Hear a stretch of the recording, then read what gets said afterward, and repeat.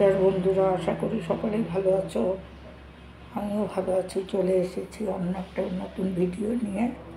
দেখো, বাজার থেকে মাছ এনেছে, ছোট বড় মিশানো আছে, বরলি মাছ। এখন আজকে আমি এগুলো দিয়ে মাখা চচ্চড়ি করব। তোমরা ভিডিওটা দেখতে থাকো। এই যে মাছ কাটা হয়ে গেছে, আমি ভালো করে মাছগুলো ধুয়ে নিয়েছি পুরা, আর দিয়ে দিলাম লবণ। মাছটা হলুদ লবণ দিয়ে মাখিয়ে নেব। এখন আমি মাছের মশলাটা করে নিব। নিয়ে নিলাম টমেটো, আর নিয়ে নিলাম সামান্য সরষা, আর 10টা কাঁচা লঙ্কা। এখন আমি মিক্সিতে পেস্ট করে নিচ্ছি। মাছটাকে কাঁচাই বানাবো, তাই নিয়ে নিলাম আলু,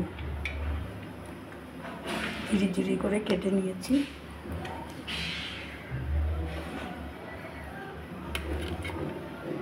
পেঁয়াজ কুচি,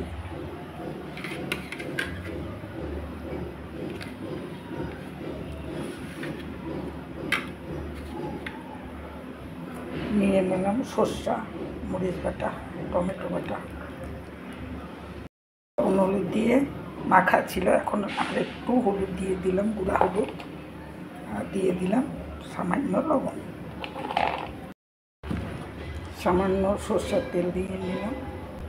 কড়াই গরম হয়ে গেছে, দিয়ে দিলাম তেল। এইভাবে মাছ বানাতে একটু তেলটা বেশি দিয়ে নেব।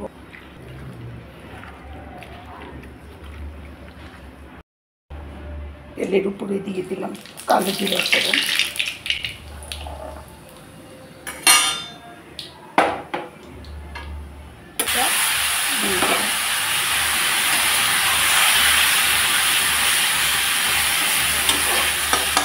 দিলাম মাছ আর আলুটা সিদ্ধ।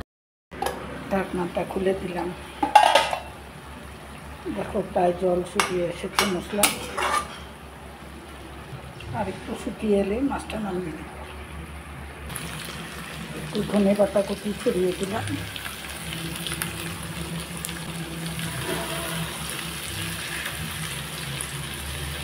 হয়ে গেল আমার কাঁচা মাছের চচ্চড়িও বলতে পারো, পাতুরি। এইভাবে আপনারাও করে দেখবেন, খুব ভালো লাগে খেতে। হয়ে গেল আমার কাঁচা মাছের পাতুরি, টমেটো সরষা দিয়ে আর আলু দিয়ে।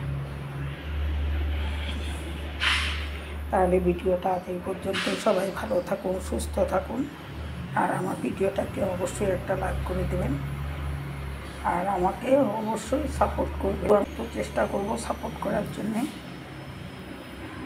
আর কমেন্ট করে জানাবেন।